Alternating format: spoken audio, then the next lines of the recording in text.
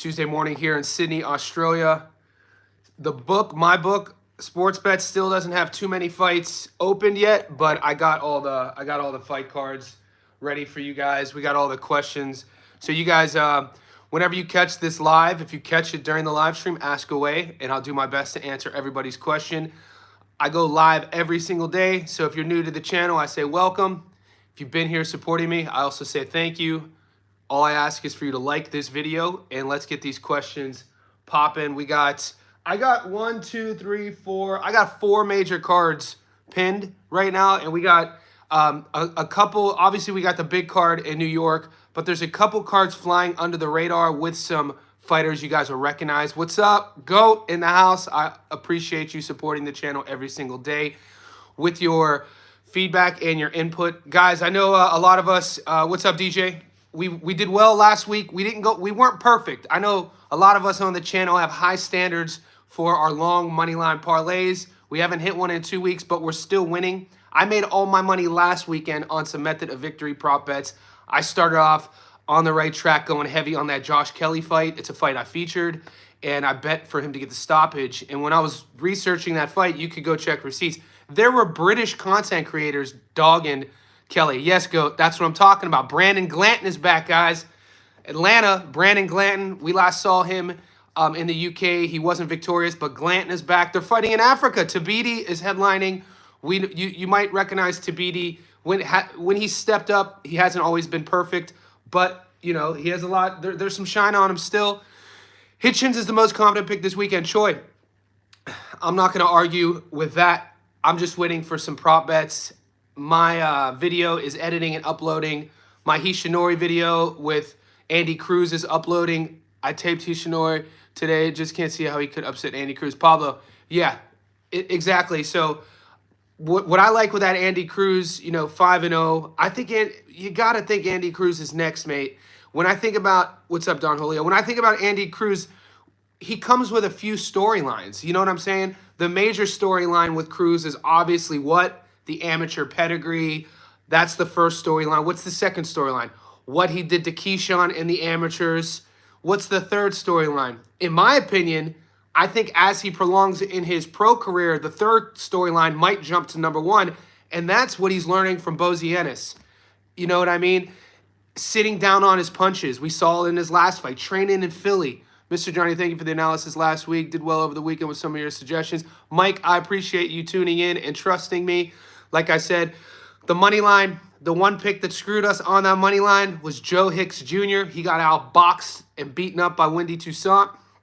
Hats off to Wendy. But guys, when we put these long parlays together, my advice to you, I never go heavy on them.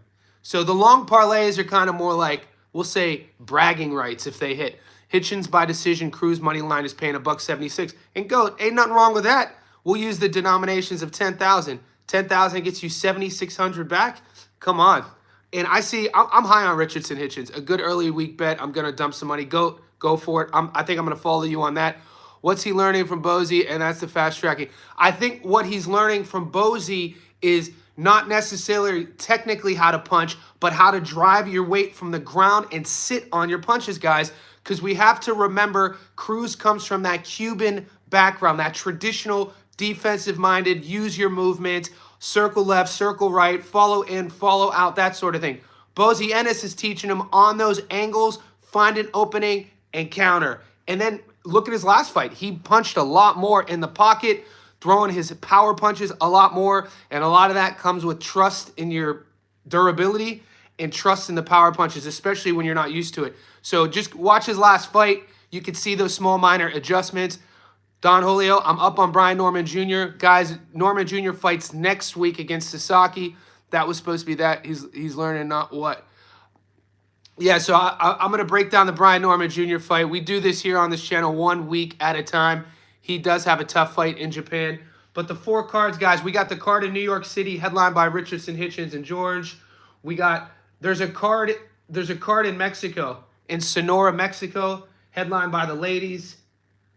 El Gallo is on that card in Mexico. He makes his return. We last saw El Gallo retire, Francisco Estrada. We last saw him against Bam Rodriguez. He retired. He's fighting again. I think there's some money on this Mexico card. Don't sleep on these Mexican cards. It's in Sonora. We'll get there later in the week. We got the Africa card we talked about, headlined by Tabiti. But you also got the return of Brandon Glanton. Glant is a fun little light heavyweight. And it's headlined by Andrew Tabiti versus Jacob Dixon. That's in Ghana. And then there's also a cheeky Argentina card. And Argentina, guess who's returning in Argentina? Nonito Donaire. He just turned 97 years old, and Donaire is making his return at 97. Obviously, I'm kidding. He's a Hall of Famer. I'm just looking for cheap laughs. Hopefully, Donaire. If we see the Donaire we're expecting to see, I think that's an easy money. He's fighting a guy Campos. Campos 17-2. We're gonna break that fight down as well. So, guys, the odds haven't been released yet, but when we're looking at opportunities for value and money, we got that. Anati, the guy, what's up, buddy? Live knockout by Diamante. I think so. A lot of people are seeing Andy's 5-0 record with only a handful of knockouts, and they're focusing just on his style. I mean, when I get the knockout prop, I'll let you know. I got 13 team leg parlay payout. Get your money best out of the 815. Get your money. Nanito's returning. His wife Rachel has been spreading the word. Yeah, we have it on our channel as well. Taya and Nanito, every time Donaire fights, especially this stage, I'm going to tune in. We'll see if he has any left in the tank. It was probably, as we could tell, it was a psychological retirement when he lost to... but these guys, he's done everything. Donaire is definitely getting a little... Yeah. It's tough to walk away, guys. You guys know this. Look at our boy Pac-Man. Manny Pacquiao. He's fighting and getting his Barrios. We already know that. What I like to say about these fighters who retire, especially when they're in their late 30s, 40s, it's always the same thing. I hope they're not coming back because they need money. That's it. Shawalaya. Appreciate you. Where are you tuning in from, Shawalaya? I want to join you on these lives, cover bets, and talk boxing, fan. Best out of the 815. Send me an email. We'll set something up. Cambosis odds are crazy. Yeah, I broke down. I didn't upload my analysis and prediction video of the George versus Richardson. All I'm going to tell you, you guys know I live in Australia, but I'm American. My dad always said the best gambling advice I've ever been given, I'll give to you. You probably heard me say this. New subscriber and a haver, so keep it up. Love the coverage. Thank you, Sam Martin. Andy Cruz wins. Bet with your wallet, not with your heart. In regards to me betting on George versus Hitchens, obviously I'm a George fan. I tune in. I really respect his father, Jim. When you look at what Jim Cambosis has been able to do, is good money. Yeah, Donito will win. When you think about what Jim Cambosis has been able to do with their career, I just don't think Hitchens has enough power. Yeah, so DJ, I'm looking at some prop bets, some over and under. Will it go the distance? A knockdown? You never know. We've seen George, get stopped in his last handful of fights. I didn't really like what I saw from George against Jake Wiley. Jake Wiley was his opponent here in Australia about 5-6 weeks ago. He won the fight. They're sleeping on George because of the poor performance. Lloyd, they're also sleeping on George because he was never a huge 135er. He's fighting at 140. He took one fight already at 140 against Jake Wiley in Australia. Jake usually fights at 47. He was way bigger than George. George isn't going to be that big for 40. Richardson, Hitchens, and also his most recent look, what George's look like. And we know in those divisions and George's style, these guys rely on reaction, reflexes, speed, and he's in his mid-30s now. He didn't look good against Jake or Maxey. That's what I'm saying. And so to answer your question, it's not my prediction. That's why people aren't high on George with this fight against Hitchens. I think a lot of the fan base down here in Australia are more, rather than focusing on the outcome, they're just more impressed once again with George getting another shot at a world title.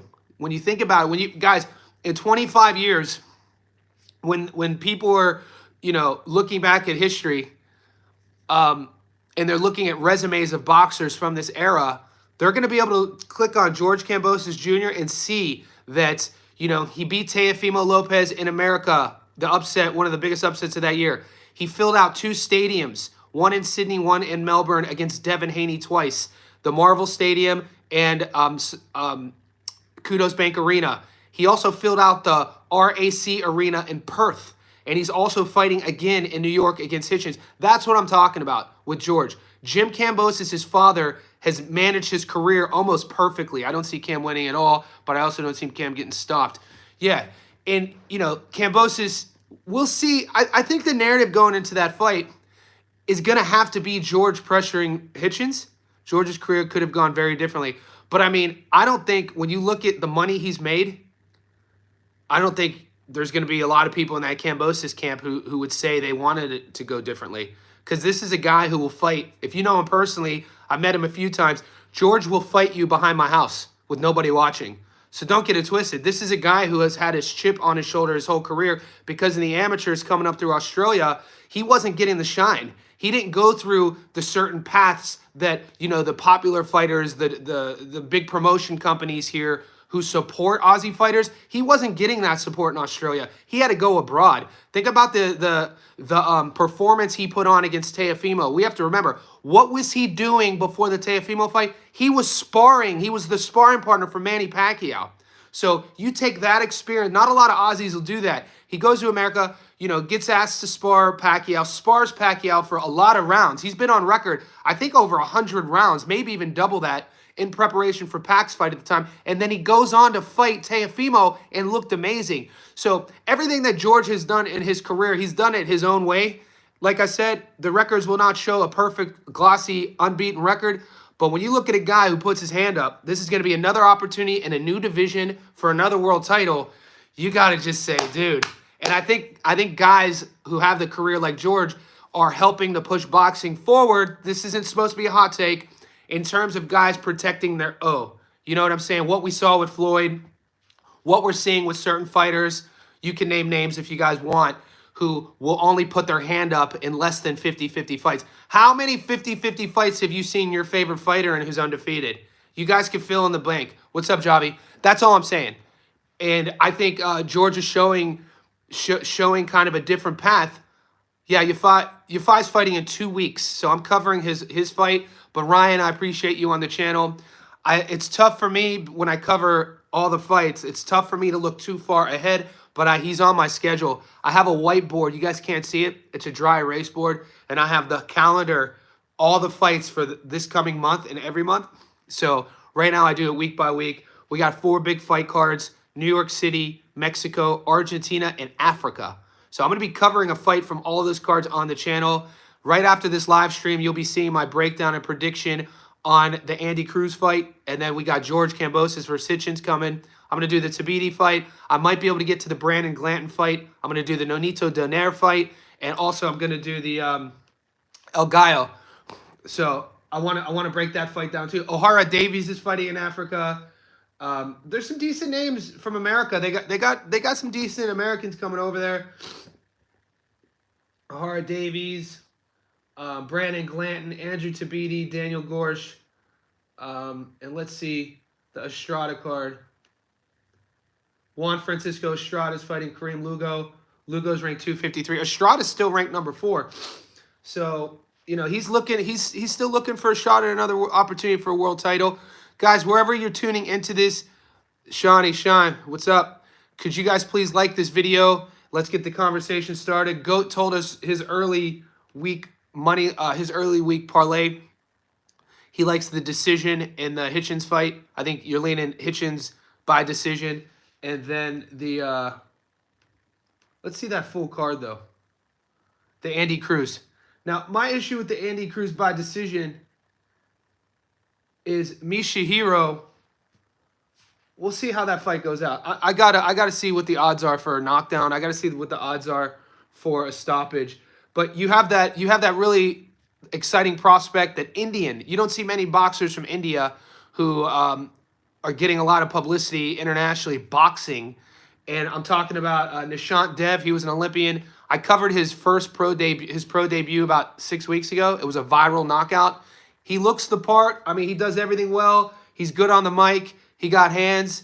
Nishant Dev is fighting on that card in New York City. Shakur Stevenson's cousin, who just went pro, had a storied amateur career. People were really high on Zachwin Moses. He's on the card. I've actually had Zachwin on the channel before, maybe 2 years ago. The values in Hitchens, knockout 7-12. I'm not mad at it.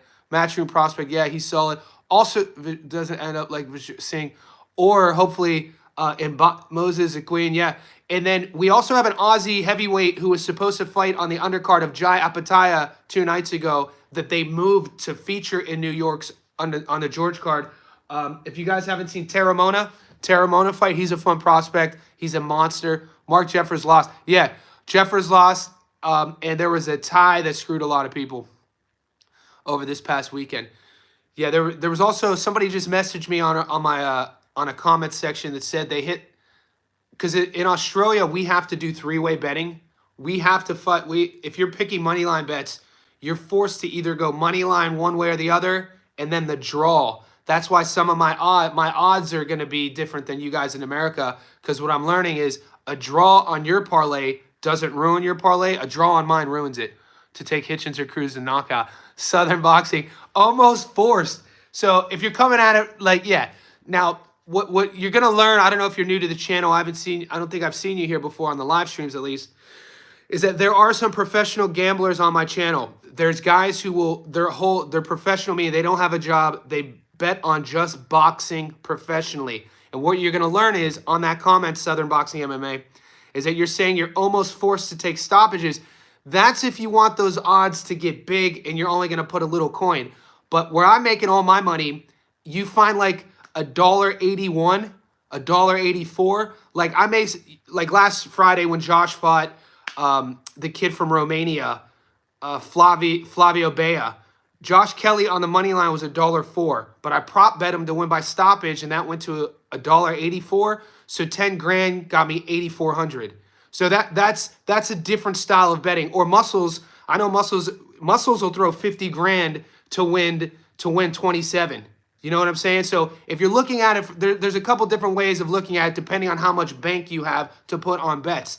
And it's just, you know, if you got 10 bucks, 25 bucks, 100 bucks, yeah, I appreciate you here though. If you got 100, 25 bucks, 50 bucks, 100 bucks, yeah, you know, then my advice, and you know what you're doing, is try to fatten those odds by stoppages. But if you're playing the long game, you know, I know a lot of the boys here will take the month, you know, not week by week, but the fight cards in June, starting last week, and carry the winnings over week by week to kind of build up, have a more patient approach. So find a parlay that pays out maybe 2-1 and go really heavy on it with 4 locks. You know, we did a 4 lock. We usually will always hit our 4 lock, 5 lock, find something 2-1 and go. There's GOAT. As soon as I start watching Johnny, I know it's money line betting is where it's at. GOAT in the house. And you know what, GOAT? Because of you, we're giving each other flowers. I hit on the Josh Kelly stoppage because I never started doing method of victory until I started learning from these boys. I could bet it, but the average, yeah, that's what I'm saying, Southern T, exactly. And I'm not telling the average person to go get a loan out to bet. I'm just talking about there's different ways.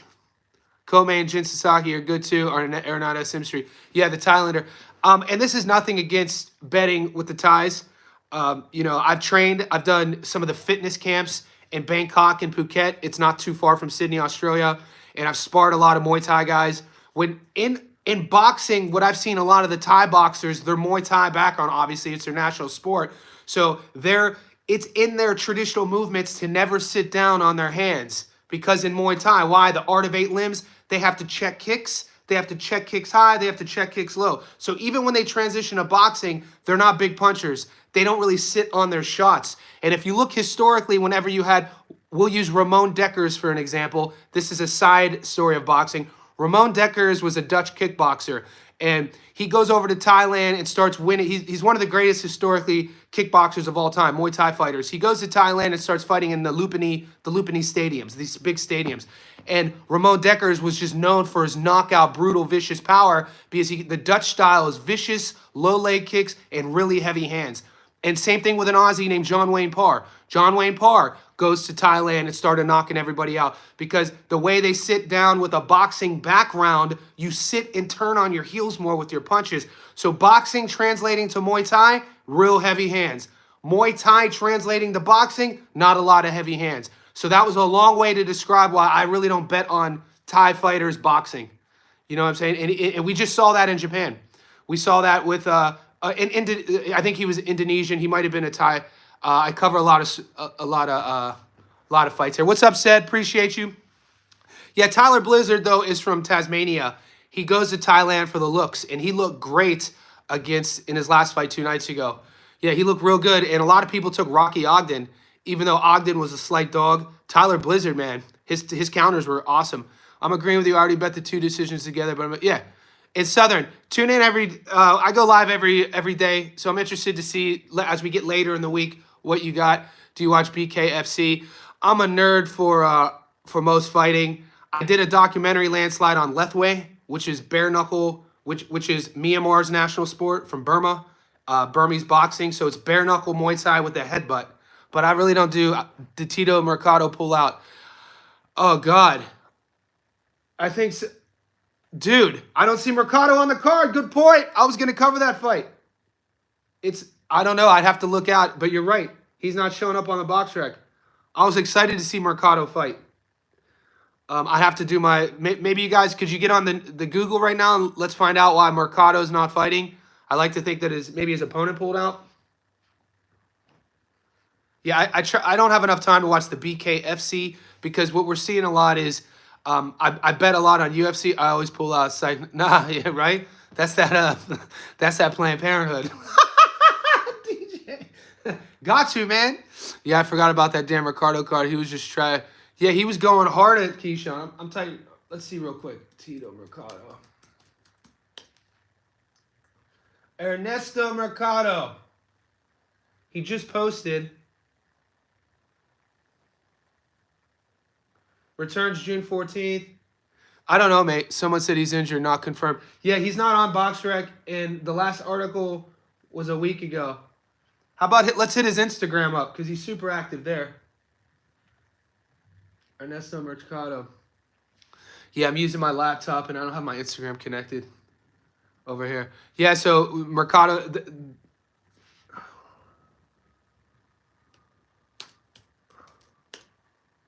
Ernesto Mercado, latest news. Boxing's best kept secret. Eddie's real high on him too. Guys, wherever you are, like this video. We're about 22 minutes in. I'm going to keep this going for a little bit longer. We're trying to find out what's wrong with Ernesto Mercado, Tito, why he's not fighting. He was just online 2 days ago talking trash. We should collab with some content on our channel too. Mate, email me. So anyone who wants to do a collab, as you guys know, I'm up for it.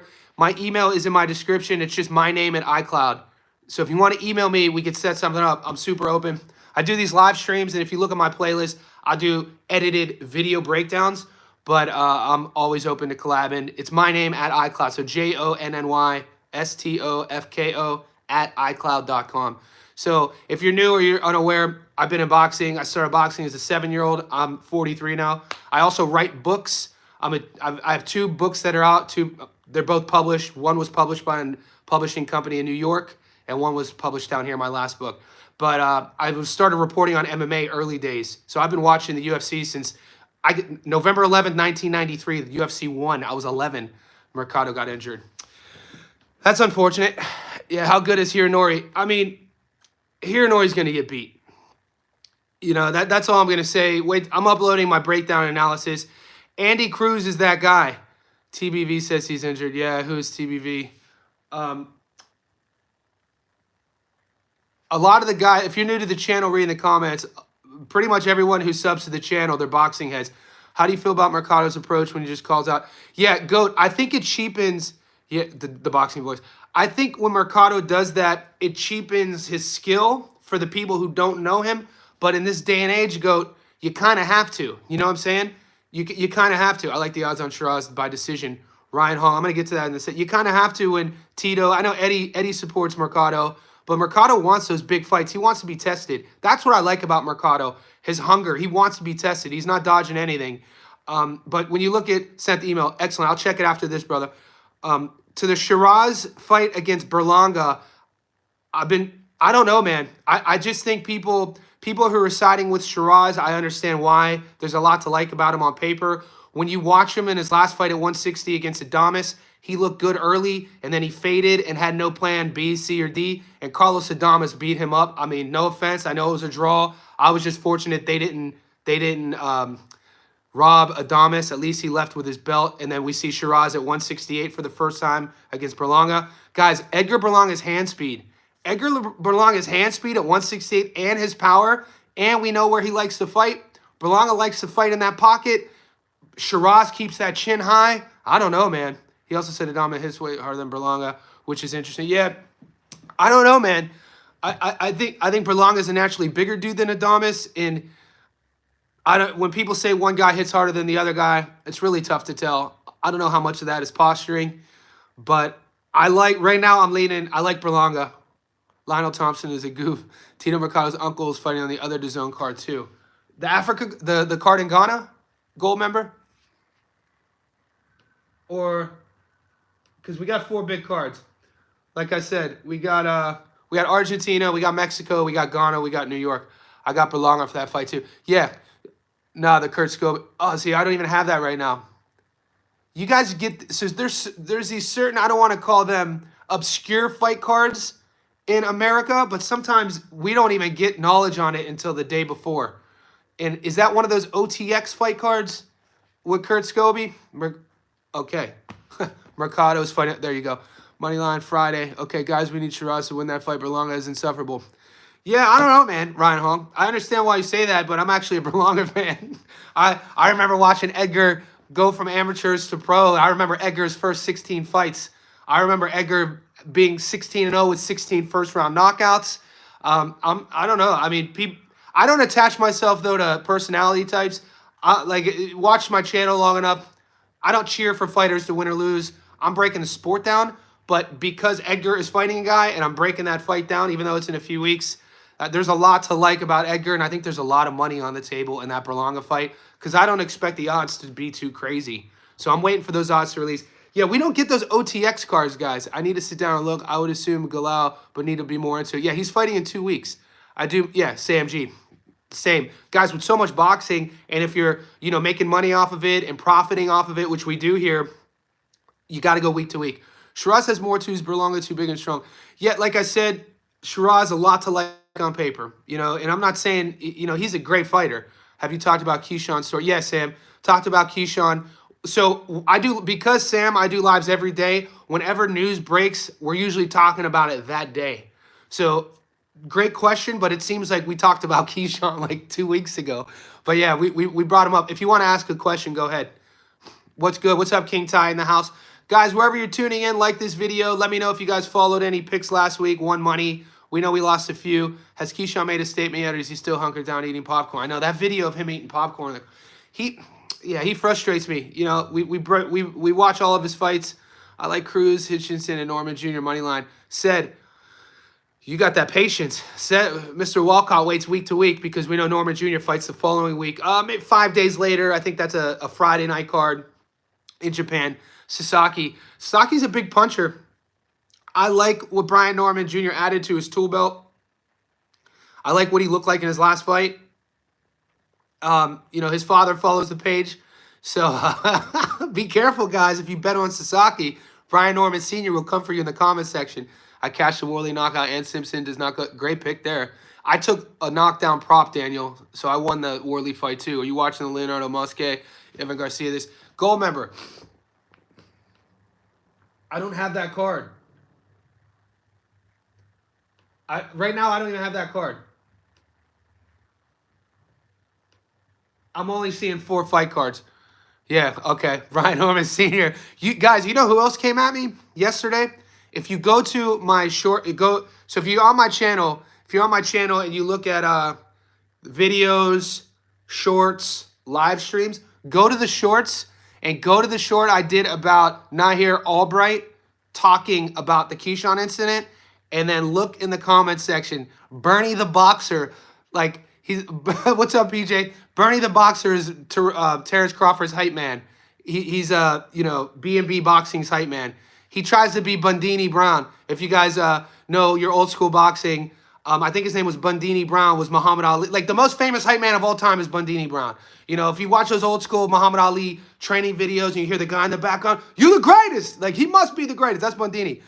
Bernie the Boxer tries to be him, and he was coming at me in my comment section. So I guess he just expects boxing channels to be one-sided. But watch my channel. I do it straight down the middle. If something happens in boxing, I'm not going to take sides. So he was a bit salty that I was telling the story from Nahir Albright, and I just gave him a kiss. He was like, what are you trying to prove? He was like, is this a clickbait? Is this a clickbait? And I was like, of course it is, sweetie. I blew him a kiss. He hasn't responded yet. Yeah, I love back and forths too. So like I said, the longer you come on my channel, you know, I'm not a couch potato. I'm a lifelong athlete. I'm not the type of dude to just sit back. If I have a point I'm proving, I stand on it, and I come at it from a neutral perspective. I'll cut, like I said, you could go all the way back to Bud versus EJ. EJ was my favorite fighter in that era. But in my breakdown, I chose Bud Crawford to win, and I bet heavy on Bud by stoppage, and I got all this hate. And it's the same thing with, you know, the Rolly Romero-Ryan Garcia fight in my breakdown. You know, in my breakdown, I told you I was cheering for Rolly. Rolly's one of my favorite fighters to watch, but I put money on Ryan. As long as you speak facts, nothing to worry about. Yes, that's my whole. I think that's my point of difference, guys. Because you guys send me a lot of clips. Yeah, Zorro, of course. We're taking bets for this weekend. This is what we do. So if you're new to the channel, I do my breakdown analysis, then I do lives. Davis Boys Gangsters. I like how Kelvin handled it, though. Man, back and forth killing me. Johnny, I think you're the most unbiased. Gold member, I appreciate you. I appreciate you, except for yeah, but I cover Bud because I respect the progress, man, and we can't remember how he got iced out for some years. You know, I think that guy, and I'm a hopeless romantic in terms of like other factors, how one carries themselves, you know, how you know the training component. There's a couple other factors. It's not just how Bud boxes. I like look at, you know, fighters who kind of live that life, that samurai life. I kind of like. Kelvin is the oldest. Yeah, Kelvin came and handled it like an older brother. Must be a Spence fan who won this. Dude, that EJ versus Bud fight had the whole world divided. Do you remember? And you early leans Farmer, Ryan. We talked about that fight yesterday. I think Tevin Farmer, man. I think Tevin Farmer gave Zepeda fits. I stopped commenting about. Come on, gold member, don't. I don't ever want you to censor yourself. I have Jai Apataya, Junto 1. Yep, Richardson, Scotney. Damn, you went with the girl Alicia Bumgardner. That's a long parlay. Good respect. Good patience on that. I know a lot of my friends will do parlays and branch them out over the weeks. I tend not to do that. Back to the Farmer Schofield fight we talked about. I want to highlight that point. I think Tevin Farmer handled William Zepeda really well. I think Tevin Farmer is a couple decisions away from being talked about a lot. And I think Tevin Farmer is going to be way too much for Floyd Schofield. I'm not sold yet on Floyd in terms of what have I seen, the body of work, what he could do against Tevin Farmer. Tevin Farmer, guys, yeah, Zorro, same. Tevin Farmer, guys, is world class, mate. Bud should have been so much more popular. It's crazy the fights like Crawford. Yeah. And also what Bud did, Bud would travel internationally. He would go into people's homes and take their belts from them. He did it multiple times, multiple divisions. You know what I mean? Was Farmer hurt in the second Zepeda fight? You think Tevin Farmer going to win? I'm siding with Tevin Farmer. Yeah, 1,200. Good luck on that best out. Has made me so. Yeah, same. Farmer should be exactly, but don't count the youth of Floyd. Yeah, Floyd's energy. Like that's not a lock yet, guys. I'm not telling you, but I'm leaning. Believe it or not all Bud haters are Spencer lovers. I did root for Spence. Yeah, so I actually became a Madrimon fan after the Bud fight, and then I kind of went against my grain because at the time, you know, if I have to tell you, I'm a big Virgil fan. And then but we have to admit, guys, you lose something in a fight, right? Even if you win the fight, if you take certain shots, Madrimov wasn't the same guy who fought Madrimov who fought Bud. To me, he wasn't the same guy who fought Virgil, especially with his movement patterns and his energy that he was doing. The type of feints, he was throwing Bud Crawford all these feints. And in the breakdown after what I said, and that video's tagged on my channel, I just wish Madrimov would have threw more. He was feinting, showing a lot of looks, level changing, but a lot of it was just, you know, not doing anything. That fight against Virgil, he didn't have the same movement, and maybe it was stylistically. What's up, Muscle Brown, checking in? Congrats on your wins this past weekend. Cashed on both. Yeah. And Virgil's manager, if you follow him, I think Promoter 259. What's up, Patience? Virgil's manager, and I put it on our page, tweeted last night that fight news is coming because we're impatient. I want to see Virgil fight Murtazaev. That's it. I want to see Virgil fight Bakram and see what time it is. That's what I'm talking about. You know, I think Murtazaev is that dude that you just see what time it is. Tim tried to see what time it really was. Tim found out it wasn't his time. And Bakram, when Bakram fights in non-Ramadan time periods, because the fight before Tim, when we broke him down, we had to, I highlighted, I was like, that Bakram Murtazaev was Ramadan. He was fasting. But the Bakram versus Tim Tszyu was not Ramadan. That's the fight exactly. So we have to take these things into consideration. And this Virgil at 54 is prime Virgil. I got paid off Giant Asian. Yeah. Bakram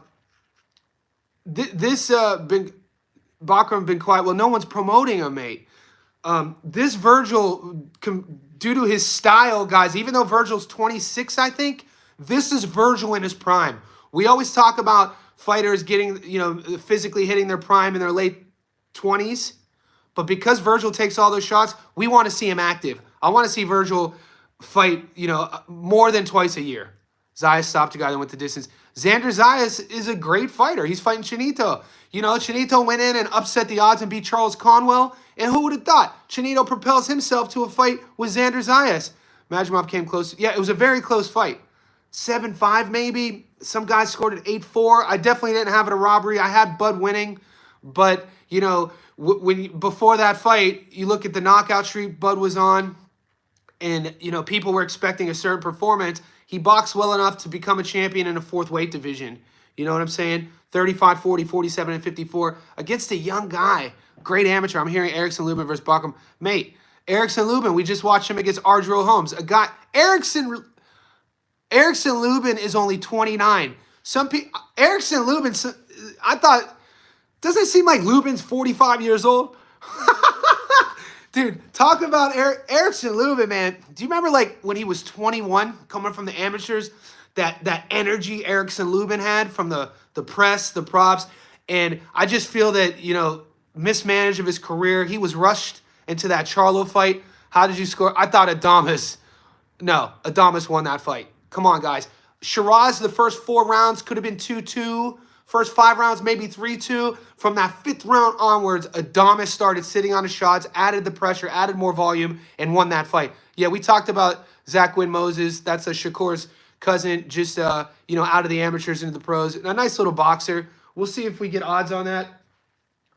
But, yeah, Adames won that fight. Yeah, a draw was a gift, Sam, and I'm glad they didn't rob Carlos. Let's talk about the fight this Saturday. Y'all jumping all over the place. I know. Well, it's because I'm trying to keep up with everybody. Which fight, PJ? Well, PJ, you're the one who tuned in. Yeah, he got his head taken off by Charlo. He was young, too. Erickson Lubin, he just beat Ardreau Holmes. I don't know if that's a good matchup, though. For fans, Lubin versus Murtazaev? Hell yeah. For Lubin? I don't know, man. I like Lubin, though, man. He puts that head down and throws that fucking overhand. Yeah, so the book I use is Sportsbet. Who you picking? Cruz? I'm picking Andy Cruz, PJ. That video will be uploaded in a few.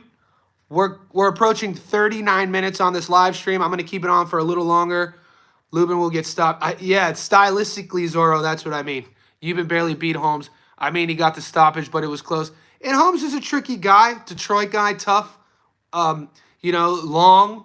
He poses, but maybe Lubin is prepping for, maybe somebody told him he was, and Bakram's long. I think Bakram's 6'1", and Bakram fights, Bakram's an animal. Like watching the Tszyu fight, you guys could rewatch it, to watch the game plans against each other, one versus the other, and see how Bakram didn't back down. Hit me up this week, Chan. I will. Muscle. Oh, yeah, for sure, Muscle. Think about Muscle. We'll do it later in the week. It's super tall. So to think about, Lubin fighting Ardreau Holmes, I wonder if somebody was in his camp or he knows that he's going to either fight, like you said, Bakram or the winner of Tszyu versus Fundora. Because I don't know if it was getting a lot of press, but Lubin was supposed to fly down here to Sydney to fight Tszyu. We were told the contracts were signed. This was before Tim fought Fundora. And we were told Lubin was coming down here. And it never happened. And so I'm wondering if Lubin is waiting on that winner of Fundora versus. Because think about how many title eliminators Erickson Lubin has been in. Have we talked about that? Is anybody talking about it? It's insane. Look at his resume and do your own research. The amount of title eliminators that Lubin has been in is wild. Let me join in with you, Muscle Brown. I'll ask him and then I'll connect with you. We'll see if you know him, see what he wants to do. Muscle Brown, he's a professional bettor, bets only on boxing, teaches me a lot about where to go with some of my prop bets. And 4 weeks ago, I wasn't a guy who would have ever taken a knockdown stoppage prop, but I did, and I won money on Josh Kelly. One piece of advice, the odds won't be too good. I picked him by Zoo by knockout. Lubin loses to real contenders all day. Yeah, that's what so far, right? And that's been the narrative. He stepped up. It's hard to forget about the Charlo. I just don't think he was ready for Charlo. How old was Erickson? 22 when he fought Charlo? Bachram is with main event, so that's why he's getting iced out. And his style. I mean, think about your risk versus reward. I mean, other than fighting for the belt. This is why in a different era, it would have been different. But there's a lot of risk versus reward for any guys, especially if they want to be champions, if their camp knows that they have a bit holes in their game. Maybe they're not developed yet. All right, we'll give you Bachram or Murtazilov. This is why you got to tip your hat to Zoo, though. And you look at Zoo's game plan, back to my point a couple minutes ago, Zoo thought that he was going to walk down...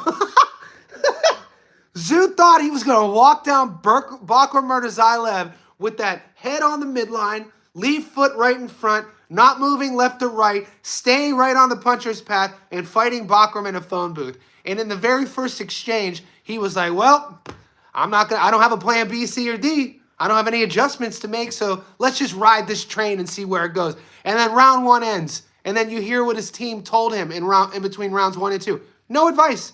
No, Tim, set the jab, fight him at range, fight him at distance, maybe set your jab up, circle away from that power side. You see how he's setting you up with his back? Circle away. No, nothing. No, just same exact thing. Same exact thing. And when I broke that fight down, I was like, Bachram, we know. Watch Murtazilov.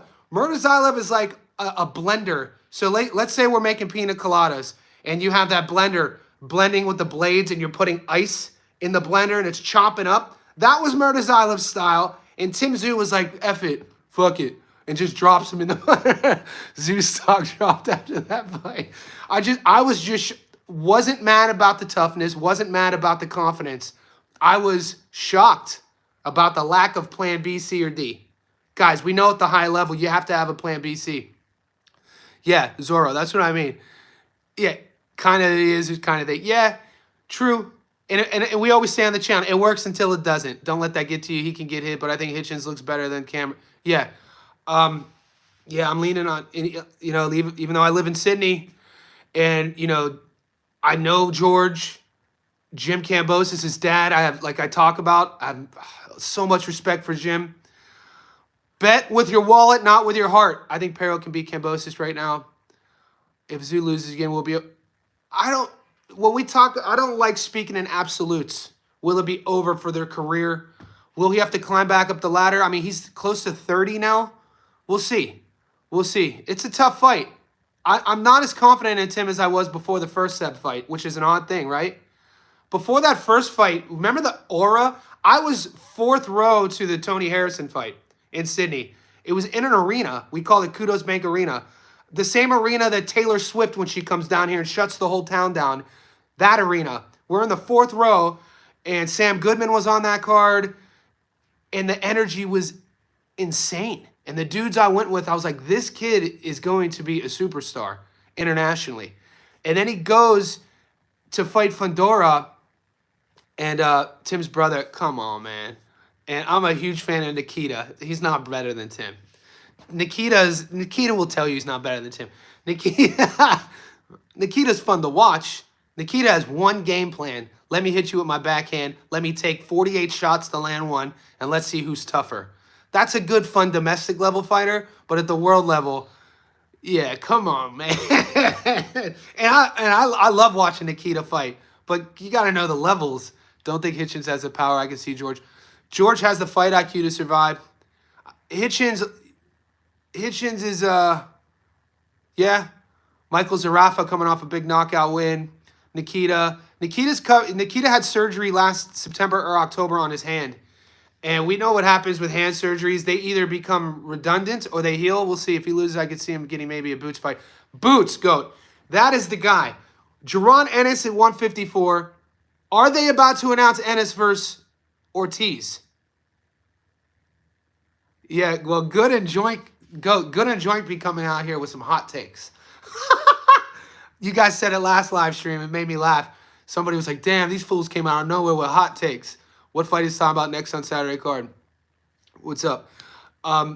Andy Cruz, the Andy Cruz fight, the Richardson Hitchens fight, the card in Africa, Tabiti. El Gallo's fighting. Yeah, Boots versus Ortiz. I'm hoping this Virgil Ortiz announcement is Ennis versus Ortiz. That's just me. We got Brandon Glanton is fighting this weekend. Who's winning? Hitchens. I got Richardson beating George. His brother is actually better. Gold. What is your evidence that his brother's better? We are a channel here of reasoning. You can't just say one's better. What if they announce Teo versus Ortiz? Teo's a little dude. Guys, Teofimo Lopez is a small guy. He's real tiny. Like, he might, when we last saw him against ABJ at 140, he looks ripped, his body composition, but when you see him, he's small frame. Teofimo fighting at 154, you're out of, no way. Maybe in 5 years as he matures, he's what, 26, 27? Maybe he gets bigger, but he's not, his height and his reach, he doesn't have the physicality for, I was shocked that they want him to fight Boots at 47. I mean, what are they thinking? They're going to catch a weight drain Boots? Let's talk about Saturday fights. PJ, we are almost an hour in, PJ, and we covered all that stuff. But you asked me a specific question, PJ. We can't build the parlay yet because the odds aren't out yet in Australia. Hitchens won't need a single shot power. I think damage will accumulate. Thank you for shutting me up, go. I feel like Teo's a lot of CT the way he talks. Even a lot of people were jumping on the Teo bandwagon to fight Boots. Guys, I don't see it. Boots is a nightmare. Like, I mean, athletically, when you talk about that, their athleticism, I mean, there's an argument for both sides. They're both really athletic. All right, where do we go from there? Power? Look at Boots' knockout to win ratio at 47. Physicality? Boots is way bigger. Switching stances, angles. I think that's I don't know. I think that was just talk. Teo versus Boots. That's insane to me. 100%. And it's not close. I don't know. It's wild to me people still aren't sold on Boots. Boots is that dude, mate. I commented on Keith Thurman. Let's stay off topic. PJ wants to come on the live and control the narrative. Meech. I believe Boots too, but yes. So I'm hoping we see Boots next at 54. And even further, and let Norman Jr. take over 47, I guess. But I was at Florida Golden Gloves, and Teo sat in front of me. He wouldn't shut up about Boots' flaws and what someone can do to beat him. We could do that with every fighter, guys. What he just said about being at the Golden Gloves and hearing Teo talk about Boots' flaws, we could do that about every fighter. PJ, the money lines aren't out yet. I have Hitchens winning, and I have Andy Cruz winning.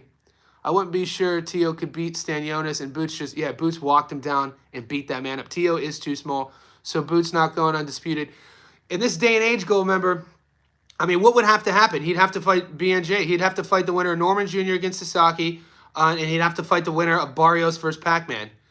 Am I missing somebody? The belts are held at 47. Barrios, Brian Norman Jr., Jaron Ennis. Is there one I'm missing? I know there's 4. Is one vacant? I don't have the stats up in front, but that's just off the top of my head. Who am I missing?